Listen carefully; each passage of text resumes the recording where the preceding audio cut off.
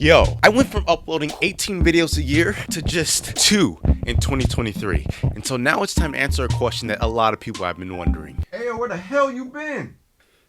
Okay, look, this is probably not satisfying, but I've just been very distracted experimenting with various projects. And it honestly doesn't get any more complicated than that. On my personal channel, I uploaded a video going into it real dry if that interests you. Oh, and I also have a video about how my apartment burned down a few months ago that you might find entertaining, but links to those are in the description. But hey, eyes up here. Because although I only uploaded 2 videos in 2023, I worked on some 20 projects, and I want to finally make some content on some of those projects because looking back, they were kind of cool. But for now, let's get started with Blue Pill Glitch. So I became really curious about learning more on how to make multiplayer games. I think it was around the time that Danny was crushing it with his multiplayer games. Moment of silence for Danny, by the way. We lost yet another real one. Because making multiplayer games was something that I've always wanted to do. And so I spent about a week or so designing a game around a movie that I really was excited to come out. A movie that will not be named, by the way, because Mr. Anderson!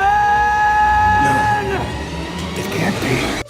oh boy. But during development, it turned out to be a lot more work than I would have imagined. Multiplayer dev is no joke, y'all. Who would have thought? But then one day, I'm having a conversation with William Osmond, and he asked me, what are you working on? And I said, a multiplayer game for the new Matrix movie coming out. And he said, oh, nice. You mean for that movie that comes out tomorrow?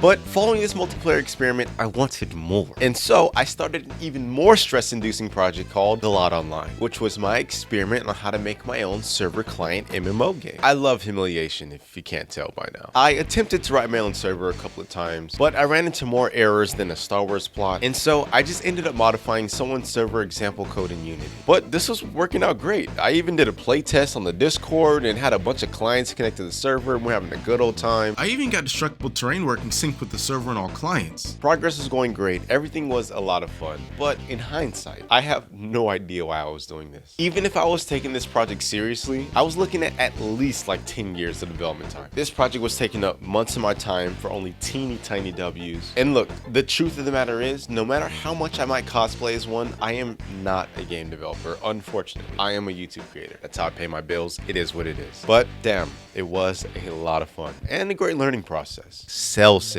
Man, oh man, oh man, oh man. Yo, this is one funky ass cool idea. Basically, I asked the question, what if you can simulate biology one cell at a time? Look, I've been on this huge abandoned real-time games design kick recently and opting for like a time step or like a frame simulation instead. I honestly think it's the only path to salvation for advanced simulations. So applying it to this project, the hope is that after a few 100,000 time steps, the simulation would exhibit incredibly unique behavior. I don't know, man. I'm a huge nerd for this type of stuff. I love this shit. But I got really busy with traveling and whatnot, so I haven't been able to revisit it since, but for sure expect a full video on this someday. Okay, so this context is very important to the remaining projects. So a few years ago, I started an anime project called Hackware. If any of you have been watching my channel for enough time, I released this video at the start of that project. Now, it's still only in the manga stage at the moment. Oh yeah, how could I forget that I spent many months launching a manga project? Your boy has been very busy. Link in the description if you want more details on it, but chapter 1 is out now. I think it's a great read. It introduces our main character, Swiss and Jinzo, got a little flair in there, and chapter 2 is dropping really soon. Look, it even has color. Ooh. But I'm gonna stop at nothing until I fulfill my dream of making my own anime. But anywho, in the meantime, I was trying to build up the Hackware fan base by making a fun little community game. That's even what COMGAM stands for. The idea is to make a game that has a bunch of characters from the Hackware anime that you can battle in teams and collect items to make them stronger. I was even building off of some of the work that I've been doing on my YouTube channel. There's a custom neural network feature called the Brain Factory That I was incredibly proud of, by the way. that lets you create custom strategies and take them into online battles against your friends. But the problem is, I was using Steam's experimental inventory service that allows you to collect, trade, and sell items with other players, and I, the developer, don't have to spend the money setting up a server to allow you to do that. But from my experience of playing with it, their inventory service is so cursed. One of the biggest issues I was running into is that it just refused to give new users their their first character, which is needed to play the game. So I had too many people asking me why they can't play the game. All the while Steam is telling me that they don't really work on that feature anymore, so good luck. So with little documentation on the inventory service feature, and after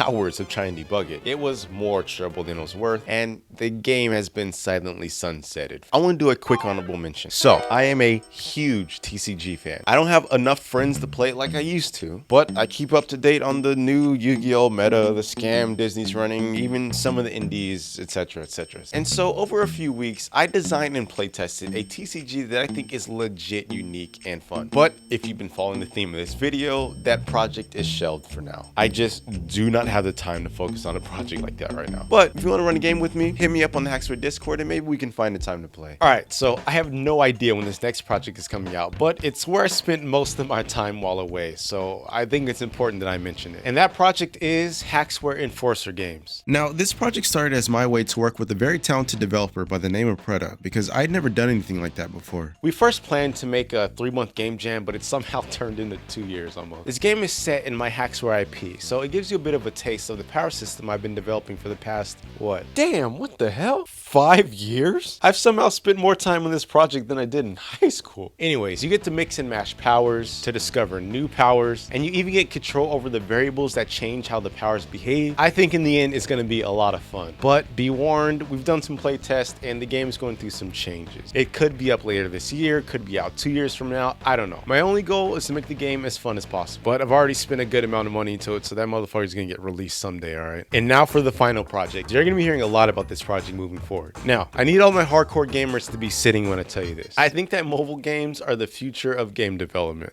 And that is why I am proud to announce my first serious mobile game, Ultra Bouters, a shonen turn-based battle simulator is what I'm calling it. Basically, I've always wanted to play a game that lets you feel like a shonen protagonist, as cliche as it sounds. But there really is no game that gives me that granular control that I need to feel that, which is exactly why this game is turn-based. I think limiting how much a player can move at a time gives you more time to evaluate the game state and do far more crazier things in a battle, like this for example. And nah, this is not a cutscene. In fact, some of you might remember when I uploaded this video, first attempting this same idea. I still have a very long road of development ahead of me, but that is what I've come to love about mobile development. Ultra Bouters is a free app on the App Store that is in active development, receiving regular updates. So, if you want to live out your dreams of feeling like a shonen protagonist too, link is in the description. I have way too many ideas. It's honestly a big problem in my life. Shiny object syndrome go burr. Can I still say that? Someday, someone's gonna give me $1 billion and I can just pay a bunch of people to help me with these ideas. But until that day, let's talk about now. I am more hungry than ever to create content this year, but I'm not gonna jinx it by talking about it in any more details. I just wanna say, if you made it to this part of the video, I want you to comment apple juice ice cream is the best ice cream, so I know that you're a real